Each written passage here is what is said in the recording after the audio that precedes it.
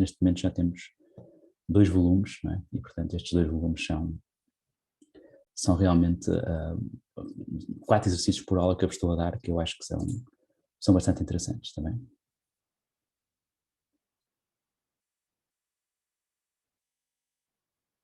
Portanto, queiram perguntar, estão à vontade, mas depois, portanto, quando eu arrancar a aula eu vou pôr a gravar, não é? Só por uma questão de vocês poderem, então, depois poderem ver, ok? E portanto, quando eu puser a gravar aquilo que eu queria que, digamos que, melhor, vocês podem intervir, claro, mas só tenham a consciência de que se intervirem, eu vou tentar não ler os nomes já para respeitar a privacidade, mas durante a gravação, se houver algum comentário que faça sentido eu comentar, vai ficar na gravação, não é? Eu não tenho problemas com isso, mas pode haver alguns de vocês que prefiram não ficar aí, está bem? E portanto, o que eu vou fazer então agora será então arrancar a aula, está bem? E portanto vou só voltar a apresentar minimamente, só por uma questão de quem não estiver aqui. Portanto, vocês tinham dito umas 60 já agora, e portanto literalmente 61 participantes contando comigo, portanto arrancamos com 60. Vai ser muito parecido. Portanto, vamos... Recording in progress. Vamos pôr então, ok. Pronto, então a ideia será um bocadinho então, continuamos então os temas que temos falado um bocadinho, não é? Vou só aqui também fazer Recording aqui stopped. Antes de arrancar mesmo a aula. Vou só, deixem-me só ver aqui uma coisa nos participantes, só para ter aqui uma ideia. Ok. Temos quem tenha nomes bastante diferentes.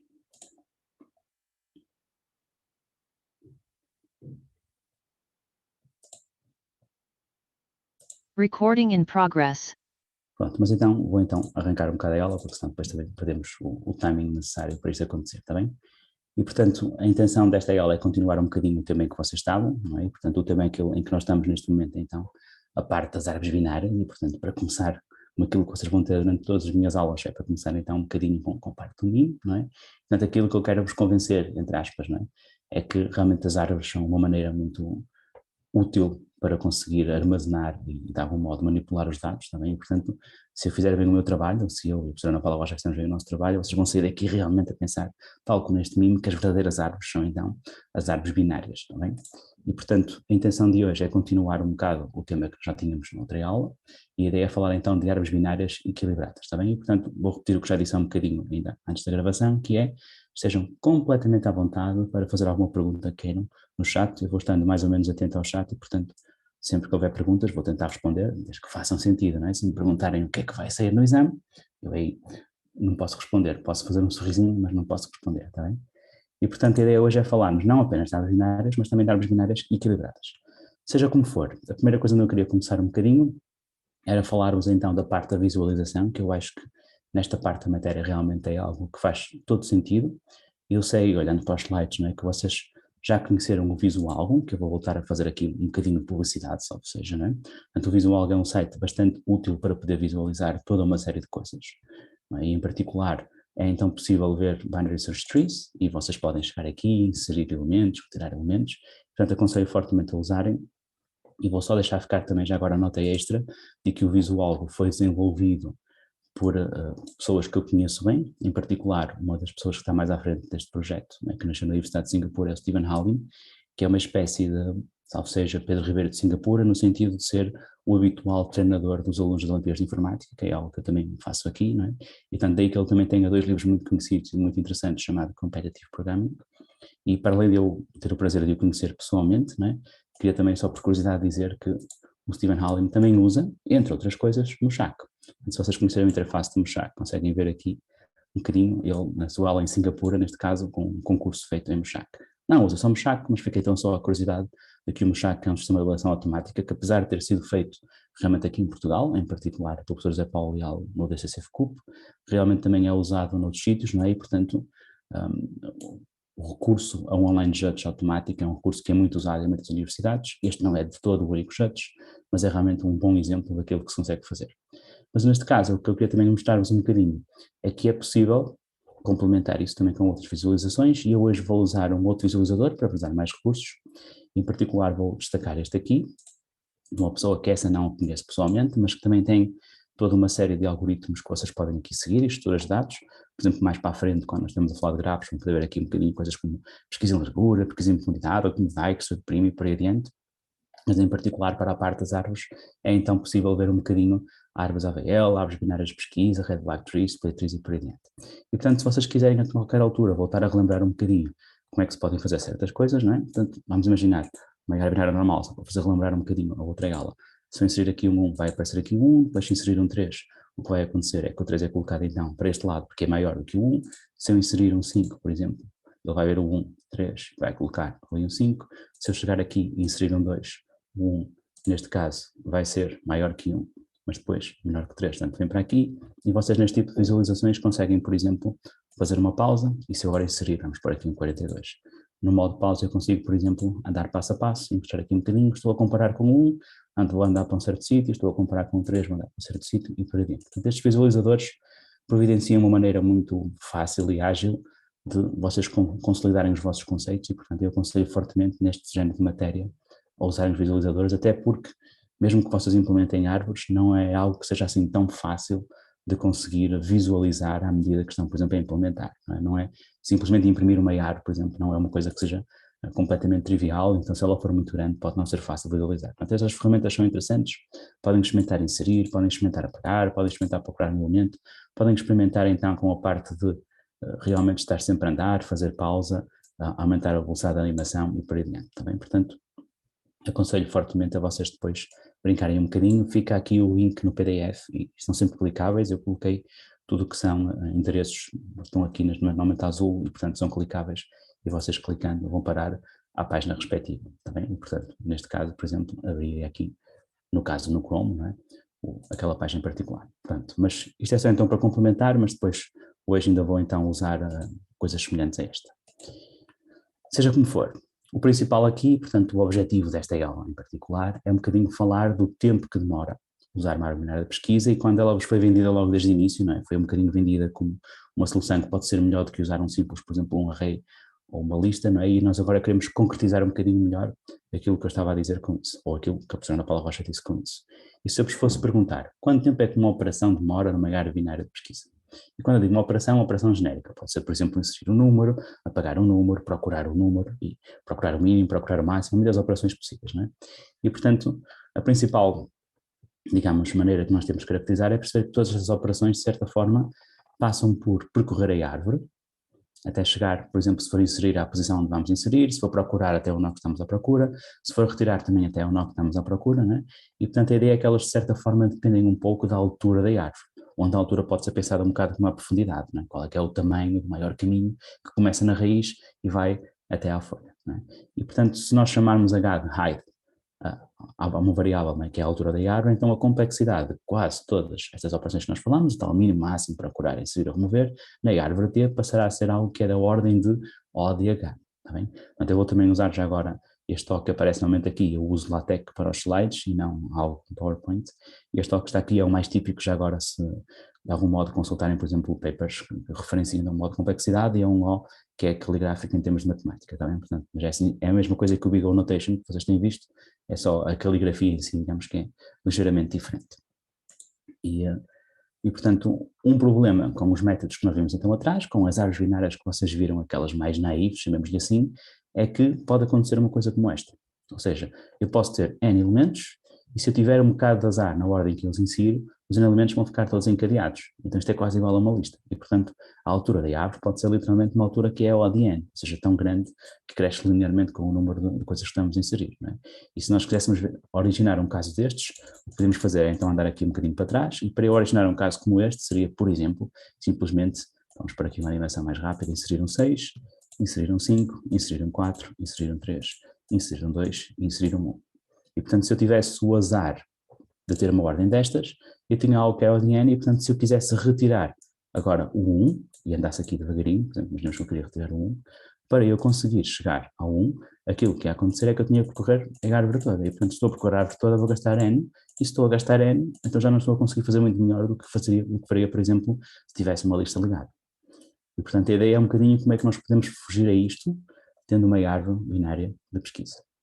E é esse o objetivo, no fundo, desta aula, é falar um bocadinho da árvore genealógica de pesquisa que são equilibradas, que de certa forma resolvem este problema que está subjacente ao conceito da árvore binária da pesquisa.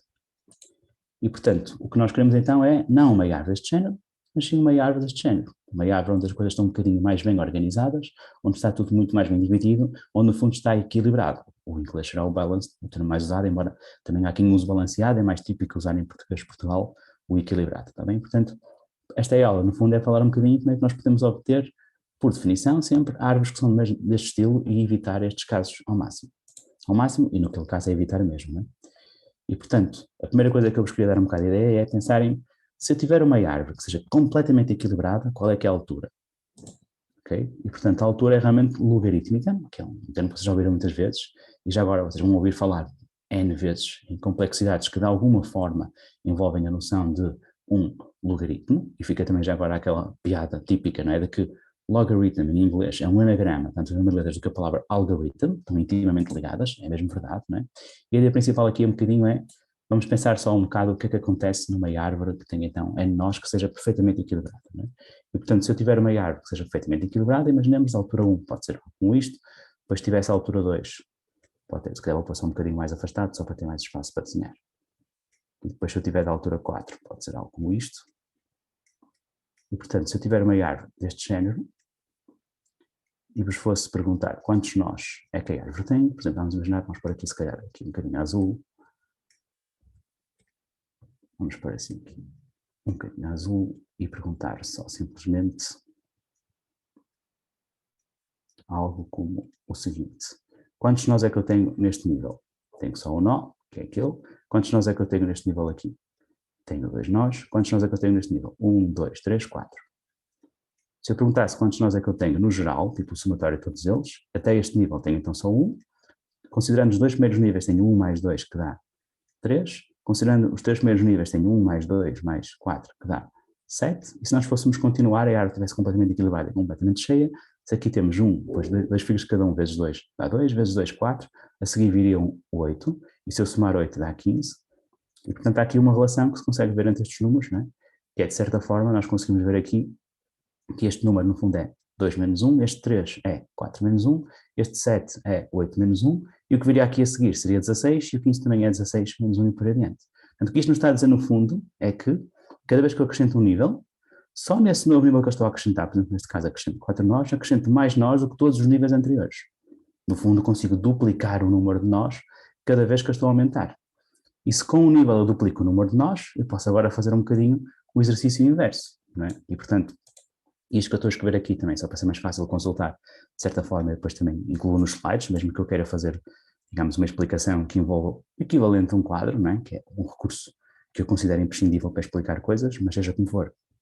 A ideia principal é pensar assim então que se eu tiver N e perguntar quantos níveis é que eu tenho, estes níveis são da ordem precisamente do logaritmo, não é? Porque eu no fundo tenho no nível x, tenho 2 levantado a esse nível menos 1, que é o que nós temos aqui. E portanto, no fundo, se eu perguntar o número de níveis é precisamente o logaritmo. Tá bem? Portanto, esta relação advém daí e é um bocado, podem pensar um bocado como para eu conseguir colocar o dobro das coisas na minha árvore, eu consigo ter apenas mais um de altura. Daí que vem então o logaritmo.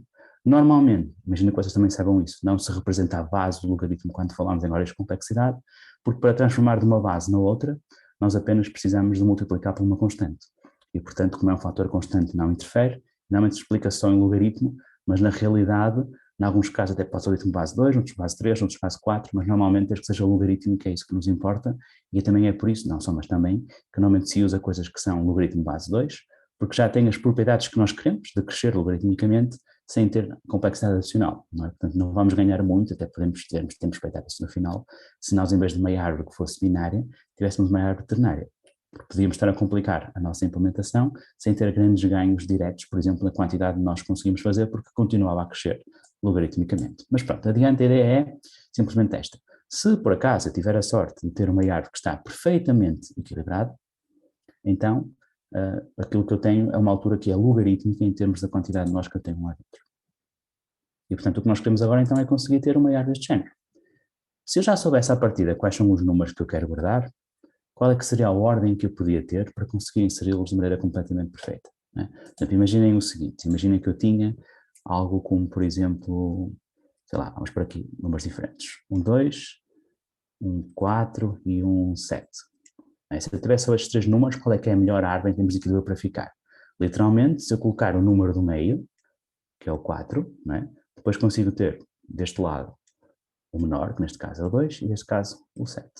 E esta ideia pode ser um bocado generalizada, seja qual for a quantidade de números que nós tivermos. Ou seja, se por exemplo eu tiver algo como mais números, eu posso aplicar quase o equivalente a uma pesquisa binária. Imaginando que eles estão ordenados, ou mesmo que não estivessem ordenados, eu posso pensar um bocadinho como, se a árvore está equilibrada, deve ter tantos nós do lado direito como do lado esquerdo. Portanto, a melhor escolha para o elemento que está na raiz será a mediana. Por exemplo, se os números forem de 1 a 7, a mediana será o 4. Depois aquilo que eu faço é pego os mais pequenos e vou colocar deste lado, pego os maiores e vou colocar deste lado e uso o mesmo processo, no fundo, recursivamente. Ou seja, tendo em conta só o 1, o 2 e o 3, o elemento médio, a mediana, será o 2 e por aí adiante. E, portanto, se eu soubesse à partida quais é que eram os elementos, se nunca tivesse nenhuma alteração, como por exemplo inserir um elemento ou mover um elemento, uma maneira de obter uma árvore completamente equilibrada seria usar este processo, que é semelhante à pesquisa binária. Isto era quase como pré-calcular a pesquisa binária, porque se vocês pensaram o que é pesquisa binária, é literalmente ter o elemento do meio e, consoante seja menor ou maior, saber que eliminamos a outra metade. Literalmente, uma área binária construída desta maneira corresponderia à ideia colocada em papel, quase, não é?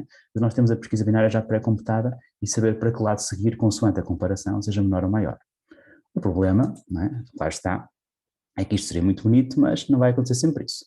Não é? Portanto, nós podemos ter o azar de não saber à partida quais são os elementos todos. Em todo o caso, vou também só acrescentar que, se por acaso os elementos fossem inseridos numa ordem completamente aleatória, então a altura esperada da árvore seria realmente algo que é da ordem do logaritmo, ok? Eu não vou ter tempo, até porque não há tempo, né, nestas aulas tão pequenas, né, para provar todas as coisas que nós vamos fazer.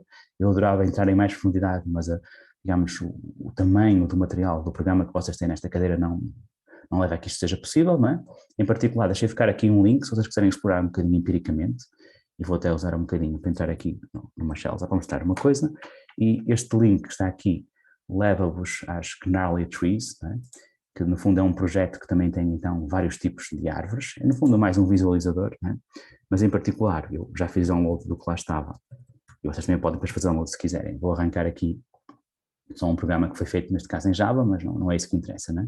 E se eu fizer aqui clear e escolher então uma binary search tree e for inserindo elementos aleatórios, neste caso 10 aleatórios, mais 9 aleatórios, mais 28 aleatórios, e continuar a inserir, nós aqui conseguimos ver um bocadinho qual é a distância que nós estamos à altura em termos do ótimo. E o principal aqui, que no fundo eu busquei ilustrar, mesmo que eu fizesse isto aqui em grande, né, é que, apesar de não ser perfeito o balanceamento, aquilo que acontece é que nós ficamos sempre relativamente perto do ótimo e muito distante do que seria o pior caso possível. Está bem? E depois é possível provar, e eu não irei prová-lo na aula teórica, embora tenha todo o gosto depois, se alguém tiver esse tipo de dúvida, em não só mostrar-vos como é que se podia provar, mas também, no caso que está aqui, dar-vos a indicação de um capítulo interessante do livro Introduction to Algorithms, que também é conhecido na gíria como a Bíblia dos Algoritmos, ou CLRS, né? E que realmente, apesar disto não ser necessário, se tiverem curiosidade podem ver, é relativamente parecido, por exemplo, com a maneira como se pode provar que o próprio Quicksort, por exemplo, se for com algo que um pivô escolhido aleatoriamente, no fundo também temos algo que é linearitmico. Seja como for, a ideia principal que eu quero passar é, se eu tivesse a sorte de os elementos serem inseridos aleatoriamente, então a altura seria logarítmica. Acontece que eu não vou ter a sorte dos elementos serem inseridos aleatoriamente, né? Portanto eu posso ter o azar de acontecer que vem uma ordem que não é realmente muito boa, né? E portanto, se eu não sei à partida quais são os elementos, e se eles podem vir numa ordem má, até porque pode ser propositadamente vir numa ordem má, como é que eu consigo, de algum modo, dinamicamente, manter sempre a árvore minimamente equilibrada? E, portanto, é esse o objetivo, no fundo, das estruturas de dados que nós vamos falar agora. Tá bem? E, portanto, há muitas estratégias possíveis para isto. Okay? Nós vamos falar de algumas hoje, vamos falar de mais outras na próxima aula e não vamos ter tempo de cobrir todas as maneiras possíveis, até porque há muitas árvores possíveis. Na próxima aula vos vou mostrar um bocadinho outros nomes de árvores. Seja como for, árvores equilibradas, que nós iremos falar então um bocadinho nesta aula, serão as árvores AVL e as árvores Red-Black. Depois, outros exemplos de árvores que vamos abordar muito por alto, só para terem uma ideia dos conceitos, sem entrar em tanto pormenor, são, por exemplo, as Play Trees, as Trips ou as B-Trees. Tá bem? Todas com características diferentes, a ideia é mostrar-vos isto um bocado como o quintessential way of knowing balanced trees e depois terem a hipótese, no fundo, de conhecerem algumas variações e porque é que fazem sentido e porque é que fará sempre sentido vocês conhecerem um bocado o que acontece por debaixo das cortinas e não serem meros utilizadores destas estruturas de dados. Depois também há outras estruturas de dados que garantem tempos melhores do que lineares, que aconteceria, por exemplo, uma lista ligada, e um exemplo disso será, por exemplo, as tables, ou tabelas de expressão em português, que também irão ser objeto de uma aula, e depois outras coisas que nós não vamos falar, como, por exemplo, skip lists, que são estruturas de dados probabilísticas, no fundo, que usam listas ligadas de uma forma bastante mais inteligente, ou coisas como Bloom filter, são estruturas de dados sucintas, são misturas de dados que ainda gastam menos espaço do que N para guardar o equivalente a N coisas. E depois também tem um trade-off aí, também, portanto, essa no fundo, a minha principal mensagem com este slide que eu vos quero dar é que há muito mais mundo para além do que nós damos aqui. Nós estamos a dar-vos uma ideia das coisas mais clássicas, mais estruturais, mas ao mesmo tempo isto não para por aqui e continua a fazer sentido, e conheço casos reais de pessoas a trabalhar, por exemplo, em startups que tiveram que recorrer a estruturas de dados especializadas naquela tarefa. Portanto, nada bate o facto de vocês conseguirem conhecer, no fundo, profundamente estruturas de dados que possam existir e adaptarem ao caso onde estão. Qualquer estrutura de dados que seja feita para ser genérica, para ser geral, vai sempre sofrer de um bocadinho mais de overhead, não é? Porque foi feita para o caso geral e não especificamente para aquele caso. Seja como for, a primeira, no fundo, tarefa que eu vou querer, estão aqui a mostrar-me já agora algumas das minhas notificações. A primeira tarefa que vocês, no fundo, vão querer fazer na árvore é poder manipular a árvore, e aquilo que eu vos vou mostrar um bocado, uma operação mais simples de fazer nas árvores e que vai dar muito jeito depois usar, é aquilo que se chama, no fundo, de uma rotação. Imaginem que tem uma árvore como esta, onde no contexto desta árvore que está aqui, o que nós temos aqui num círculo são um nó, e o que está aqui representado num triângulo seria uma subárvore, ou seja, lá dentro pode conter vários nós. Por uma questão simplesmente de simplicidade de ilustrar, ela está representada como um triângulo, está bem? E, portanto, imaginem que nós temos esta árvore, que aqui entre parênteses está a altura da subárvore que está contida neste triângulo. Ou seja, seria algo como, por exemplo, aqui está tamanho n, aqui está tamanho n e aqui está tamanho n mais 1. Portanto, esta árvore está um bocadinho desequilibrada no sentido em que a altura deste lado é n mais 2, porque é n mais 1 mais o b, enquanto que este lado só está n.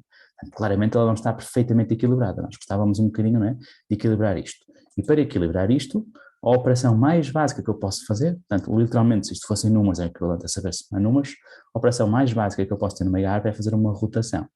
E uma rotação é um bocadinho, no fundo, olhando um bocado para o que está aqui, eu pegar neste B, não é, e no A, e quase que, se eu tivesse um bocadinho a gostar, rodar um bocadinho, neste caso, para o lado direito, está bem? E, portanto, a ideia principal é que passa a ser, neste contexto, esta pequena árvore, o B, a nova raiz desta árvore que está aqui, e apesar de eu rodar, o que acontece é que a árvore continua a ser binária de pesquisa, e essa parte é importantíssima, não é?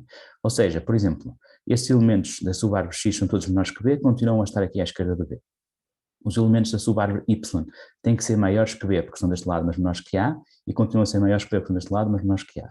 E a mesma coisa no Z, continuam a ser todos maiores que A. Portanto, nós não perdemos as características de ser uma árvore binária de pesquisa, no entanto, as alturas modificaram.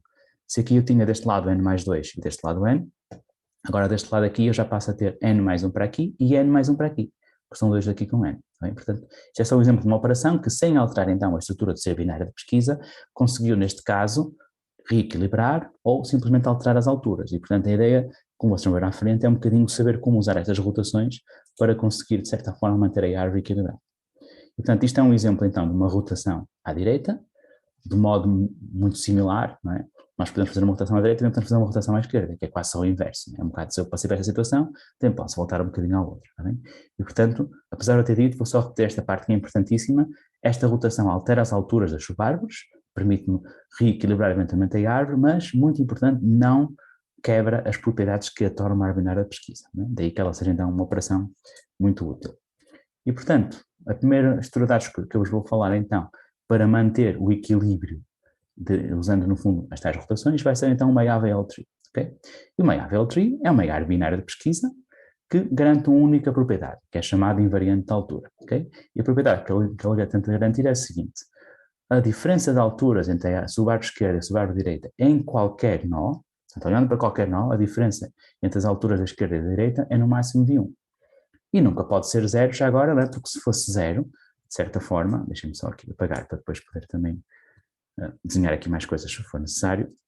Não é? Se eu tiver uma árvore só com um nó, não há desequilíbrio nenhum. Mas se eu tiver uma árvore aqui com um lado, é inevitável, não é? Se eu tiver dois nós, que um deles fica para um lado. E, portanto, neste caso, olhando só para aqui, a diferença de altura do lado esquerdo com o lado direito é 1.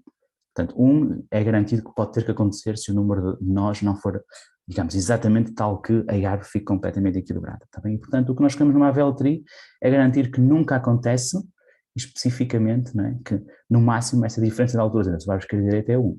E aqui neste exemplo isto não é uma AVL tree, Porque, por exemplo, olhando para este nó aqui, este segundo, deste lado eu tenho a altura 2, né, porque tenho aqui 2 nós, e deste lado eu tenho a altura 0.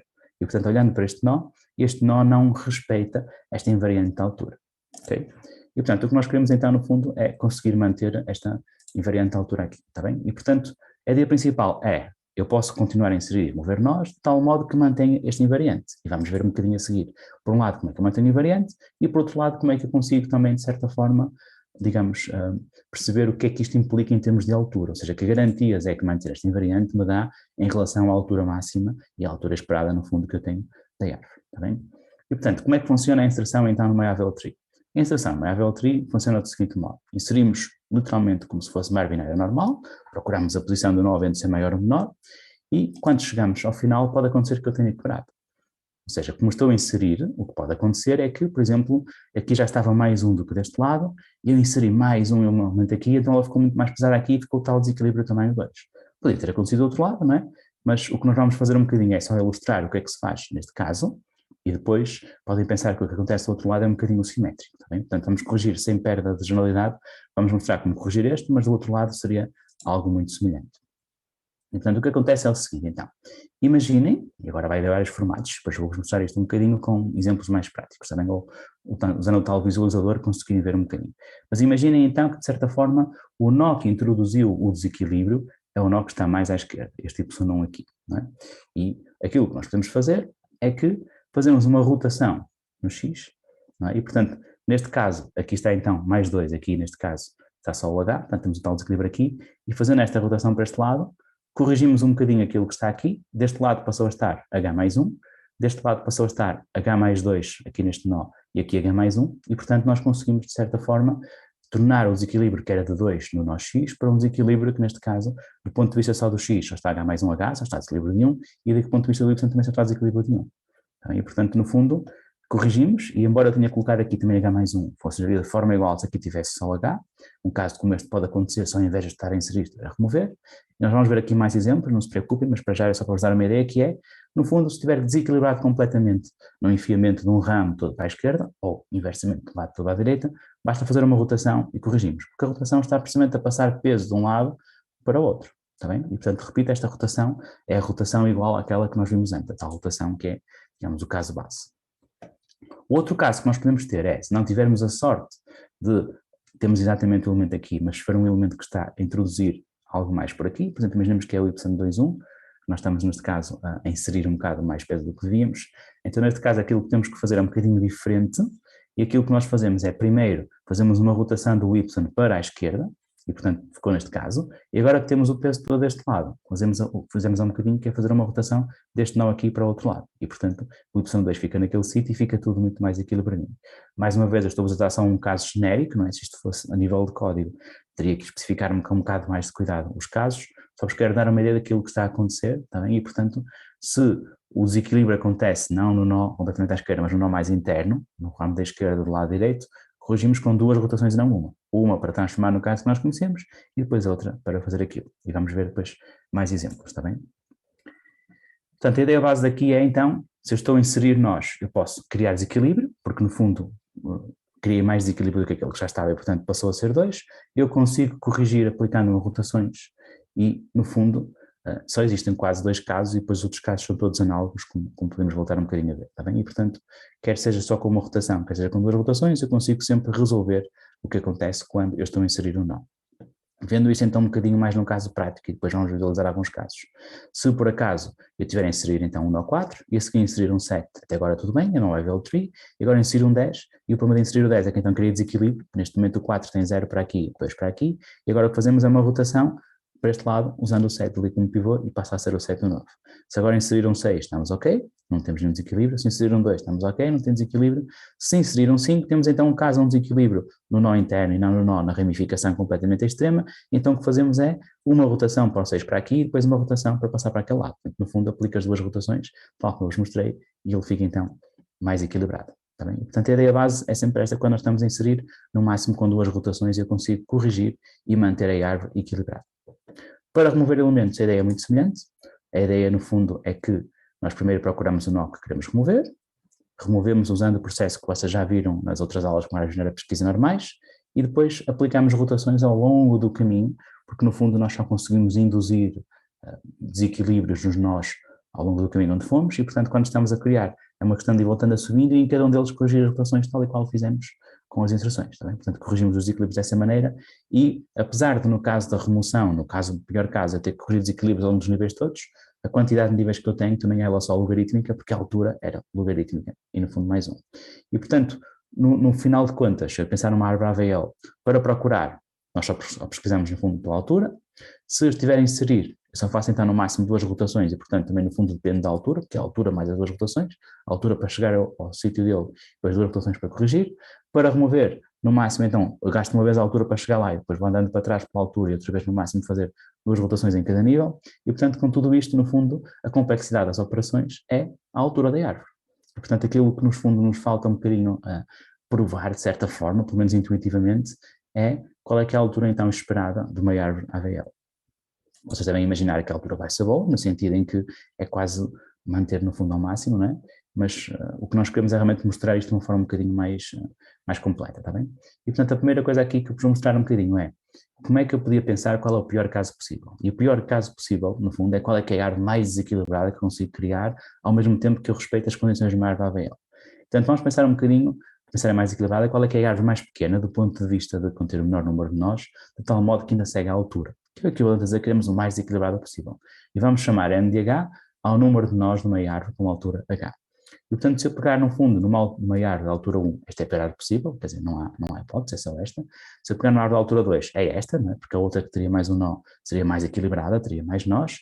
E agora, para conseguir criar uma árvore, no fundo, que tenha altura 3, não é? Ou, dependendo se a altura começa em 0, podiam considerar que a altura também era 2. Mas aqui, no fundo, eu estou a contar, se calhar não tanto o height, mas o número de níveis, não é? O que acontece, no fundo, é que eu acrescento a raiz e estou a colocar deste lado a árvore da altura 1 mais pequena possível, que é esta, e deste lado a árvore da altura 2 mais pequena possível, que é esta. E se eu quiser uma árvore da altura 4, que também é a mais equilibrada possível, esta árvore, no fundo, é igual a quê? Mas até vou copiar aqui só isto, para vos poder ilustrar uma coisa que eu estou, no fundo, aqui a tentar mostrar agora. Já que tenho aqui este quadro, eu posso fazer isso. Ora, vamos por isto aqui só um bocadinho mais pequenino e baixar aqui o chat. E no fundo, o que eu estou aqui a mostrar, não é, é que esta subárvore aqui deste lado é o equivalente a esta árvore que está aqui e depois esta subárvore que está aqui deste lado é um bocadinho equivalente a esta. Tá? Portanto, esta é a menor, que tem 2 níveis, e esta aqui é a menor, que tem 3 níveis. E, portanto, aquilo que eu posso fazer, se quiser continuar a criar o pior caso possível, é continuar a fazer algo como isto. Não é? E, portanto, se eu tiver a altura 5, vou ter aqui deste lado a menor da altura 3 e deste lado a menor da altura 4. E vamos por aí adiante, está bem? Portanto, agora o que importa perceber um bocadinho é, ok, tudo bem, já fiquei mais ou menos com uma ideia de como é que isto funciona, mas agora o que eu quero perceber então é qual é que é a altura disto. E se nós formos ver então o número de nós, não é? O que nós temos aqui a colocar, nós vemos que eu tenho um nó, depois 2, depois 1, 2, 3, 4, depois 7, e o que acontece então é que estamos a combinar os dois anteriores e a acrescentar uma raiz. Por exemplo, este 7 é igual a 4 de um lado, 2 do outro, mais 1. Este 12 é igual a 7 de um lado, mais 4 do outro, mais 1. E, portanto, juntando tudo isto, eu tenho que a altura, no pior caso, o número de nós, ou neste caso, o menor número de nós que provoca essa altura, enquanto consegue obedecer às restrições de Mário para VL, será o número de nós da altura menos 2, mais o número de nós da altura menos 1, mais 1, que é para acrescentar aquele nozinho, que é o que acrescenta então a altura. E se repararem para isto, não é? Isto é muito parecido com uma sequência que vocês provavelmente já conhecem. Deve ser a sequência mais conhecida, não é? Que é a sequência de Fibonacci. E se fossem um bocadinho voltar às aulas de álgebra, que eu não sei se vocês falaram disso ou não, mas também, lá está, não é o papel desta cadeira provar isto agora de uma ponta à outra, embora se for preciso também se vai por aí. A ideia principal aqui então é que nós podemos aproximar isto usando o Golden Ratio, não é? Ou um bocadinho, digamos, o rácio dourado, o número dourado, como queiram, e no fundo a potência do φ ao h, onde o φ já agora, se eu chegar aqui e procurar o Golden, não sei até mostrar aqui um bocadinho. Portanto, eu tenho aqui então o tal Golden Ratio que temos aqui, que é este número aqui, não é? Que é 1 mais raiz de 5 sobre 2. Isto aparece em muitos sítios, não é o objetivo daqui, mas se tiverem curiosidade, ficam então os links. Quando está azul quer dizer que é um link, e eu consigo aproximar o NH usando isto, porque isto no fundo é um número muito parecido com os números Fibonacci. E se eu sei então que o número de nós, no pior caso, é igual a φ levantado a h, no fundo, então se eu aplicar o logaritmo dos dois lados, eu fico com o logaritmo de φ né? Vezes o H é logaritmo de N, e portanto, olhando para aqui, passando o H para este lado, né? Passando o logaritmo para este lado aqui, no fundo, o que eu consigo fazer é que o H é aproximadamente igual ao logaritmo do número de nós, e depois tenho aqui 1 sobre φ. E 1 sobre φ, se eu colocasse isto, e já agora posso-vos mostrar um bocadinho como é que eu usaria uma calculadora, no caso em Linux, embora vocês também estiverem em Windows, podem usar qualquer calculadora. Eu até diria que uma solução típica seria, por exemplo, abrir o Python e colocar aqui. Mas se eu colocar aqui algo como, por exemplo, o φ é igual a 1 mais a raiz quadrada de 5, e agora isto tudo a dividir por 2, e agora se eu perguntar qual é o valor de φ, é aquilo que nós temos ali, né? 1/618, e agora no fundo o que nós temos aqui é que o número é igual a 1 sobre o logaritmo do logaritmo de n, e portanto se eu colocar aqui 1 sobre φ, né? Eu tenho isto, e se eu colocar 1 sobre o logaritmo de φ, e agora aqui para converter para o logaritmo de base 2, eu vou ter que, no fundo, converter para a base 2, e vou ter então um 1.44, está bem? Portanto, isto tudo só para explicar, sem entrar então em demasiado pormenor, que uma nossa aproximação para a pior altura é 1.44 vezes o logaritmo de n, baseado nesta taxa de crescimento. Quer dizer que ele não é exatamente o logaritmo de n, mas vai ficar dentro, quase no pior caso, de 1.44. E este número, como vamos ver um bocadinho a seguir, não é?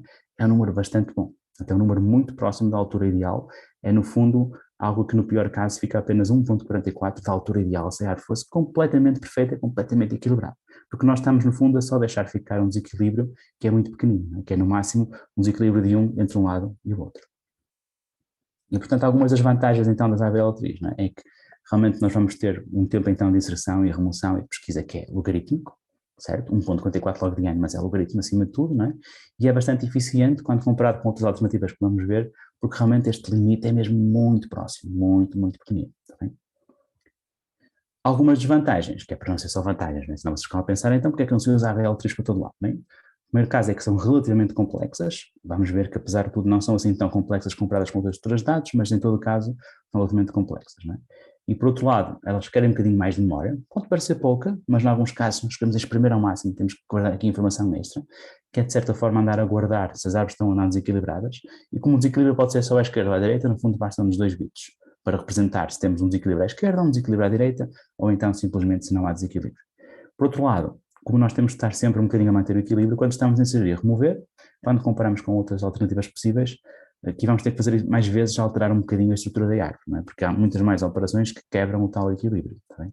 Portanto, essas rotações vão estar frequentemente a alterar a estrutura da árvore, o que significa que, se vocês pensarem um bocado mais baixo nível na própria arquitetura dos computadores, e se tiverem que carregar a árvore para cache, estão sempre um bocadinho a mudar de sítio, não é? Não vai acontecer que seja muito amigável para a cache, porque podem estar a invalidar a cache e estar sempre, no fundo, a mexer em sítios diferentes da memória, não é? Porque, ao contrário de um array que é garantidamente em posições contíguas, no caso da árvore nós estamos sempre a mexer, portanto não temos hipótese de caber tudo, tá bem? Portanto, são só alguns exemplos de propriedades que as AVL3 têm, não é? E outras coisas que não têm, neste caso. E, portanto, em forma de meme, para vocês não se esquecerem, em forma de se gostarem do universo da Marvel, não é? E o do Thanos, vão ter então, as AVL3 são equivalente a Perfectly Balanced. Portanto, o Thanos ia gostar, não é? As all things should be, porque nós estamos ali a rodar e manter então o equilíbrio entre os nós da esquerda e os nós da direita.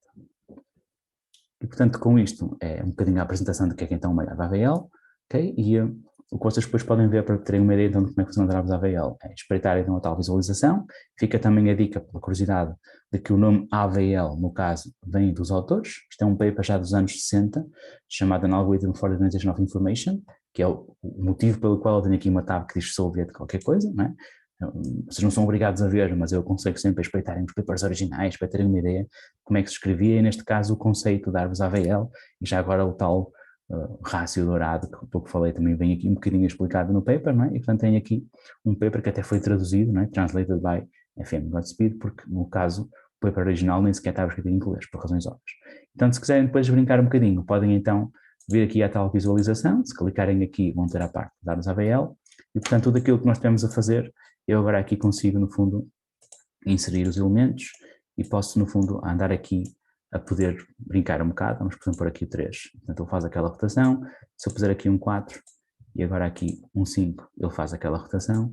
Se eu puser agora aqui, por exemplo, um 10, ele faz a rotação, e vamos fazer aqui um skip back, e vamos pôr aqui um 10 e vamos fazer pausa e vamos inseri-lo devagar. Portanto, como é que vai ser inserido então aqui neste caso?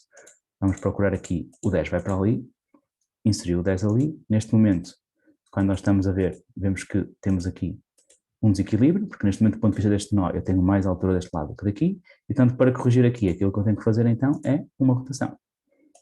Okay? E portanto, vem sempre um bocadinho por aí, e se vocês quiserem remover elementos, será uma coisa semelhante, não é? Por exemplo, se eu quiser remover, vamos imaginar o 10, e vou voltar a fazer em play, desaparece o 10, se eu remover o 5, o que acontece então é que eu removo o 5, ao remover o 5 eu provoquei um desequilíbrio e agora tenho um desequilíbrio aqui, o desequilíbrio está deste lado, portanto o que eu posso fazer é simplesmente rodar para o outro lado. Tá bem? E, portanto vocês podem e devem andar aqui a brincar e ver em qualquer caso que queiram imaginar, conseguem ver aqui um exemplo de como é que ia ser feito, mas no seu AMA elas funcionam exatamente como nós vimos. Tá bem?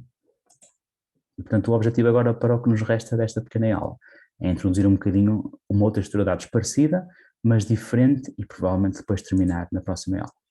E aquilo que vamos falar agora então é uma alternativa às AVL trees, como vamos ver, vão ter características diferentes, e a ideia é que esta alternativa, chamada Red Black Trees, não é? como diz o nome Red Black Trees, vai envolver nós que são de alguma forma vermelhos, outros nós que são um bocadinho mais negros, mais pretos, e portanto esta árvore surge até depois, cronologicamente falando, por comparação com a AVL tree, inspirada na ideia de árvores 2, 3, 4.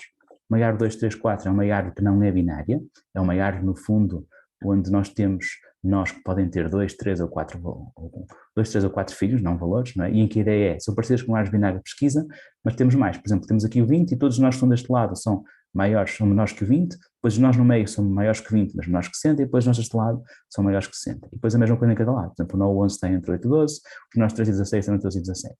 Estas árvores, por razões históricas, chegaram a ser muito usadas e, portanto, havia um bocado aquela ideia como é que nós podemos usar daquilo que tem de bom estas árvores 2, 3, 4, mas ao mesmo tempo manter a simplicidade que é implementar uma árvore binária, que só tem apenas 2 filhos.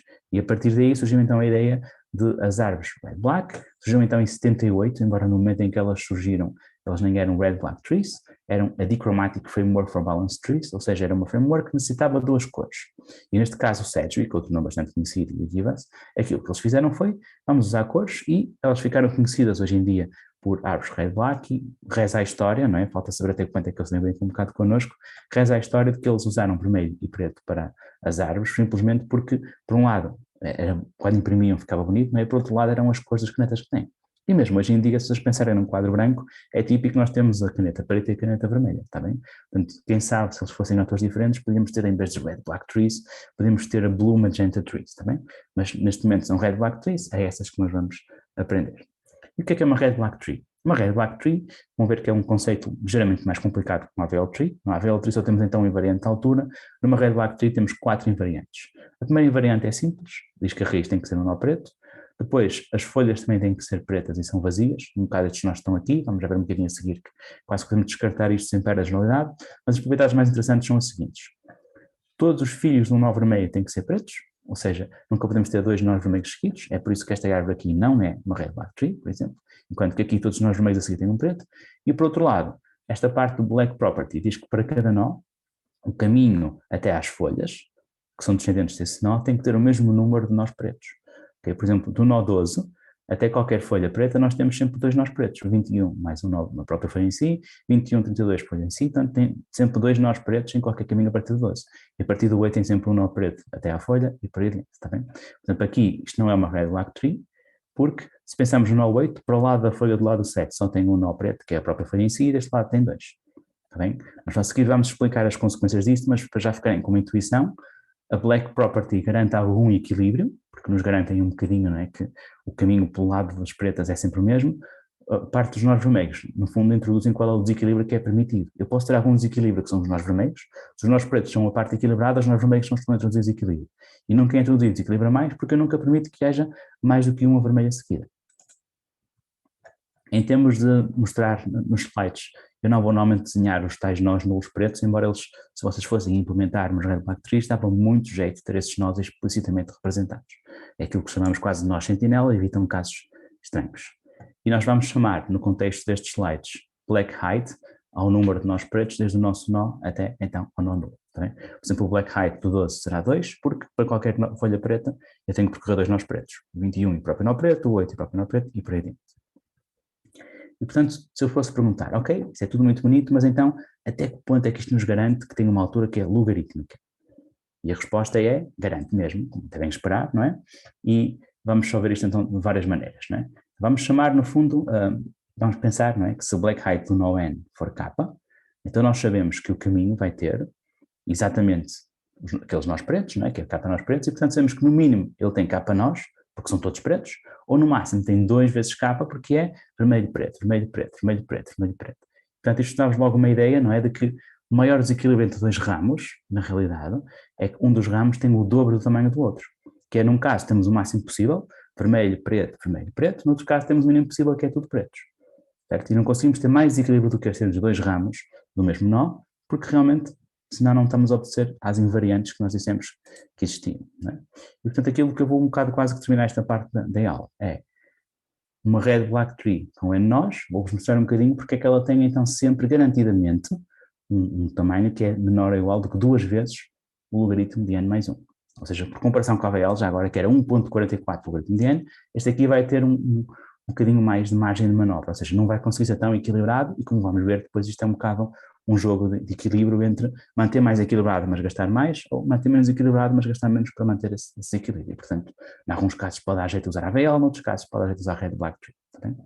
E, portanto, se eu conseguir mostrar isto, no fundo, todos a dizer que a altura é logarítmica, porque se é 2 vezes o logaritmo de n mais 1, só está a diferir com um fator constante do que está aqui e, portanto, assintoticamente falando, ela é logarítmica. E esta é uma demonstração que eu gosto de mostrar de forma um bocadinho mais intuitiva, não é? E de certa forma explicar porque é que então eu vos disse desde o início, porque é factualmente verdade, que isto foi inspirado nas árvores 2, 3, 4. Se nós pegarmos realmente nos nós vermelhos e quase que os fizéssemos desaparecer, quase fosse assim uma espécie de merge, os nós vermelhos aparecerem no fundo, fazerem um merge para dentro dos nós pretos. Aquilo que acontece é que se estes nós vermelhos fizerem merge nos nós pretos, aquilo que acontece é que passamos a ter uma árvore que tem realmente ou 2, ou 3, ou 4 filhos. Porque no fundo, deste lado, como tenho um nó vermelho, vou ter 2 filhos pretos novos, deste lado, como não tenho um preto, e portanto, se não houvesse nenhum nó vermelho filho, eu tinha só 2 nós filhos pretos do merge, se eu tivesse 2 nós vermelhos, tinha 4, portanto, no fundo é só essa a diferença, e aquilo que nós temos é então, aquilo que vai acontecendo aqui, está bem? E portanto, com esta árvore nós temos então 2, 3 ou 4 filhos, neste tal merge, não é? E esta nova árvore, que é uma árvore 2, 3, 4 e não uma árvore binária, tem uma altura que é uniforme, porque como nós temos em variante o black height, ou seja, temos sempre o mesmo número de nós pretos até qualquer caminho, aqui não temos vermelhos, a altura é sempre uniforme. Chamamos esta nova altura uniforme a galinha. Se a altura desta nova árvore for a galinha, ok? Então agora o que é que nós conseguimos podemos tirar daqui? Sabemos que a altura desta árvore tem que ser pelo menos, não é, metade original. E é pelo menos metade original porque eu posso ter o azar de ter vermelho, preto, vermelho, preto, vermelho, preto. Até pode ser um bocadinho, né, pode ser mais do que metade. Por exemplo, se não houvesse nenhum nó vermelho, esta nova altura é igual à altura que já tínhamos. Não é? Mas havendo nós vermelhos, quer dizer que nós temos que é garantidamente pelo menos igual a metade. Por outro lado, nós já vimos um bocado atrás, não é? Que uma árvore que tem esta altura, tem então 2 levantar essa altura menos 1. Os nós são internos, não é? Que é a tal questão, por exemplo, se eu tiver esta árvore aqui com esta altura que temos aqui com a altura 2, no fundo, é? O que acontece aqui é que eu tenho os nós internos, sem ser os nulos, eu tenho precisamente 1, 2, 3, 4, não é? E se fosse binária, só tinha 1, 2, 3, que era 4 menos 1. Se fosse binária, ok? Neste caso binária. Ora, esta árvore, que é 2, 3, 4, quer dizer que tem pelo menos 2. Pode ter mais que 2, pode ter 2 ou 3 ou 4, mas tem pelo menos 2. Se tem pelo menos 2, então é garantido que o número de nós que ela tem é maior ou igual que este 2 levantado à galinha menos 1, porque é maior 2, 3, 4. Ora, se é maior ou igual do que isto, então a árvore original, que ainda tinha mais nós do que estes, porque ainda tem os vermelhos, era ainda maior do que isto, certo? Pode ser mais uma vez, no pior caso, se não houvesse nós vermelhos nenhuns, mas podia ser pelo menos o que estava aqui. Se nós temos isto, agora é só uma questão de brincar um bocado, de desembaraçar para obtermos aquilo que nós queremos provar. Se eu tenho aqui este menos 1 e passo para o outro lado, fica n mais 1 maior ou igual que 2 levantado na linha. Depois, se aplicar o logaritmo nos dois lados, aquilo que eu fico é logaritmo base 2 de n mais 1 daqui, e aqui o logaritmo base 2 disto fica simplesmente a galinha, mas eu sei que a galinha já é maior ou igual que h sobre 2, e portanto a consequência final para terminar, se eu tenho que o logaritmo de n mais 1 maior ou igual que h dividido por 2, então se eu passar o 2 para aquele lado, eu tenho que o h é menor ou igual do que 2 vezes o logaritmo de n mais 1, precisamente, está bem?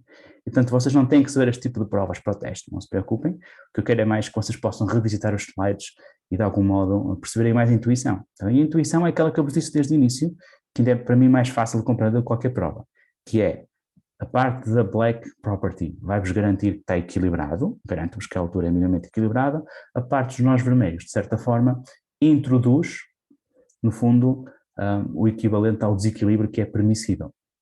E aquilo que nós vamos fazer então depois na próxima aula, além de outras coisas, vai ser falar um bocadinho de como é que nós podemos fazer inserções, remoções e por aí adiante, está bem? Portanto, aquilo que eu vou, no fundo, começar por fazer na próxima aula vai ser explicar o equivalente às rotações da AVL, mas no caso das Red Black Trees, está bem? E portanto, para hoje já é mais ou menos aquilo que eu vos queria mostrar. Ia depender também um bocado do tipo de reação que eu tivesse ao vosso lado, que é equivalente a nula, né? Porque ninguém pergunta nada pelo caminho. Vou arrancar a próxima aula, precisamente só relembrando o que são Red Black Trees, as propriedades, e depois fazendo então um bocado as operações de inserção e voltar aqui e verificar então também, ver um bocadinho o que está, no fundo, ver isto de forma um bocadinho mais pictórica, está bem? E depois continuaremos um bocado por este caminho, está bem? Portanto, espero que não vos tenha perdido na primeira aula. Este tema eu acho muito interessante e, como vocês vão ver, já tem Red Black Trees disponíveis no C++ e é uma estrutura de dados que realmente é muito, muito, muito usada. Portanto, com isto, eu vou parar esta aula por aqui, vou parar a gravação. Recording stopped. Portanto, neste momento já não estão a ser gravados, vou voltar a ligar inclusive a parte da Unmute. Os que estiverem aqui para outra aula, foi um prazer estar com vocês, bom fim de semana, se não nos virmos antes, falamos na segunda. Aqueles que ainda quiserem perguntar alguma coisa, podem perguntar. Estou a ver aqui um setor do Ian, força. O que quiseres perguntar, eu já até voltei a desligar a segurança, portanto podem fazer a mute. Foi de propósito, Ian, eu disse isso no início. Se vocês quisessem falar, podiam. Agora já consegues ligar, é isso que eu estou a dizer. Eu não deixei ligar só para evitar como estava a gravar, mas agora podes falar e se me pedisses a meia, eu abria para te deixar falar, está bem? Ou seja, se quiseres agora, já agora experimenta ligar, se quiseres, só nem que seja só para dizer olá e voltas a desligar. Pronto, eu também só avisei no início, é verdade. Já agora o motivo, Ian, não era para vos manter calados, mas disso, se vocês alguém me dissesse alguma coisa no chat, eu abria. É só porque um docente, meu colega do DCC, teve uma má experiência na primeira aula que deu e eu brincalhões a querer usar isso, não é? Portanto, eu fiz um bocadinho, subi a segurança, mas não tenho problemas nenhuns, não é? Neste momento já podes fazer a minha de ti próprio se quiseres, ainda não consegues, por exemplo, partilhar ecrã ao começar o vídeo, mas eu posso ligar estas coisas consoante o que vocês quiserem. Nem todas as aulas vão ser assim tão pesadas do ponto de vista de matéria também, mas esta aula eu queria um bocadinho introduzir-vos a estas problemáticas todas.